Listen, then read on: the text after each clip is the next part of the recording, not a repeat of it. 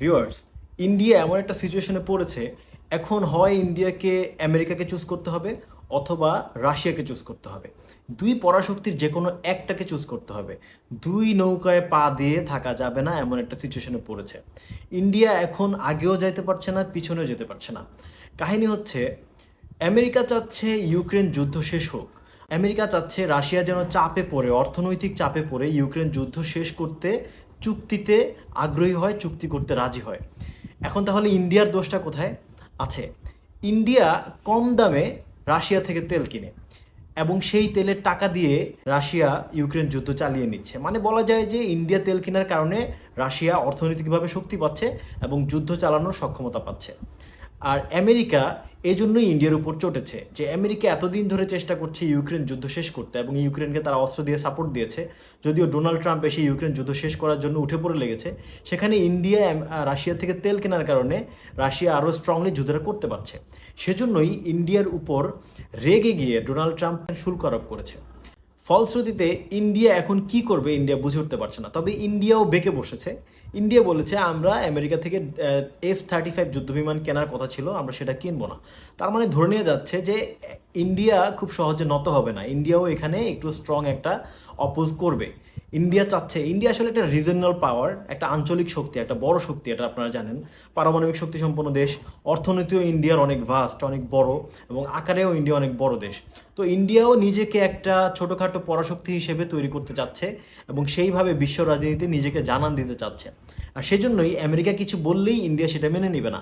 ইন্ডিয়ার কথা হচ্ছে, আমেরিকা নিশ্চয়ই নির্ধারণ করে দেবে না যে আমি কি করব, আমি কার থেকে তেল কিনবো, আমি যেখানে সস্তায় তেল পাবো আমি তো সেখান থেকেই কিনবো। ইন্ডিয়ার কথা হচ্ছে এটা। কিন্তু আমেরিকা বলছে নো, তুমি যদি আমার সাথে থাকতে চাও, আমেরিকার সুযোগ সুবিধা গ্রহণ করতে চাও, তাহলে তোমাকে অবশ্যই রাশিয়ার বন্ধুত্ব ত্যাগ করতে হবে। আপনারা জানেন যে ইন্ডিয়া একই সাথে ব্রিক্স জোটের সদস্য, যেখানে রাশিয়া, ইরান, তারপরে হচ্ছে চায়না, এইসব দেশগুলো আছে। সেখানে ব্রিক্সের সদস্য হচ্ছে ইন্ডিয়া।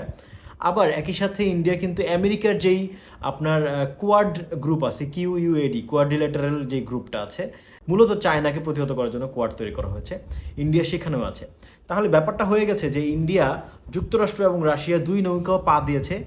দুই নৌকায় পা দেওয়ার কারণে এখন বিপদে পড়েছে এবং যুক্তরাষ্ট্র চাচ্ছে যে ইন্ডিয়া যে কোনো একটা নৌকায় আসবে, হয় যুক্তরাষ্ট্রের নৌকায় আসবে, রাশিয়ার নৌকায় যাবে।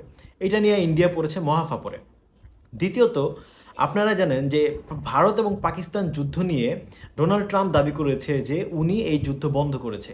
কিন্তু নরেন্দ্র মোদী বারবার বলেছে যে না, ডোনাল্ড ট্রাম্প বন্ধ করে নাই এই যুদ্ধ, বিভিন্নভাবে আমরা কথাবার্তার মাধ্যমে দুই দেশের সাথে কথা হয়েছে, শুধু ডোনাল্ড ট্রাম্প এটা বন্ধ করেনি। যেখানে ডোনাল্ড ট্রাম্প বারবার, প্রায় 30 বারের মতো উনি বলেছে আই স্টপড দ্য ওয়ার, সেখানে মোদি বারবার ডিনাই করেছে। এইসব কারণে ডোনাল্ড ট্রাম্পের সাথে মোদির সম্পর্ক খুবই বাজে অবস্থায় চলে গেছে। অন্যদিকে পাকিস্তানের সাথে আমেরিকার সম্পর্ক খুবই ভালো। এখন পাকিস্তানের সেনাপ্রধানকে কিন্তু কিছুদিন আগে ওয়াশিংটনে ডেকে খুব আপ্যায়ন করা হয়েছে এবং পাকিস্তানের সেনাপ্রধান আবার বলেছে ডোনাল্ড ট্রাম্পকে যেন নোবেল পুরস্কার দেওয়া হয়। ডোনাল্ড ট্রাম্পকে নোবেল পুরস্কার দেওয়ার জন্য তারা অফিসিয়ালি সেটা লেটার পাঠিয়েছে। তার মানে বুঝতে পারছেন যে পাকিস্তানের সাথে ডোনাল্ড ট্রাম্পের সম্পর্ক এখন খুবই ভালো। কিন্তু এই সম্পর্ক কতদিন ভালো থাকবে সেটা কিন্তু বলতে পারে না।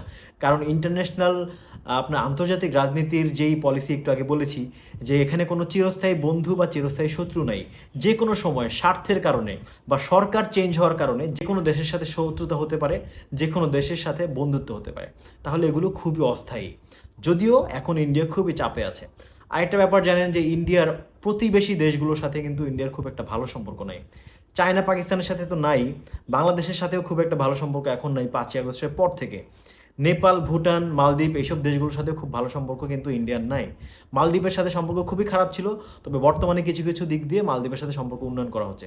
তো সব মিলিয়ে বলা যায় যে ইন্ডিয়া আঞ্চলিকভাবে এবং বৈশ্বিকভাবে চরম চাপে আছে এবং আমার মনে হয় যে মোদি সরকারের এটাই শেষ সময়। এরপরে আর মোদি ইন্ডিয়াতে ইলেক্টেড হবে না, আমার কাছে মনে হয়। আপনারা কি মনে করছেন সেটা অবশ্যই আমাকে কমেন্টে জানাবেন। আমার ভিডিওটি যদি ভালো লেগে থাকে অবশ্যই লাইক, কমেন্ট, শেয়ার করবেন এবং সাবস্ক্রাইব করতে ভুলবেন না, বিকজ আমি পরবর্তীতে যেসব ভিডিওগুলো দিব সেগুলো আপনারা অবশ্যই পেয়ে যাবেন। ধন্যবাদ সবাইকে, ভালো থাকবেন, আল্লাহ হাফেজ।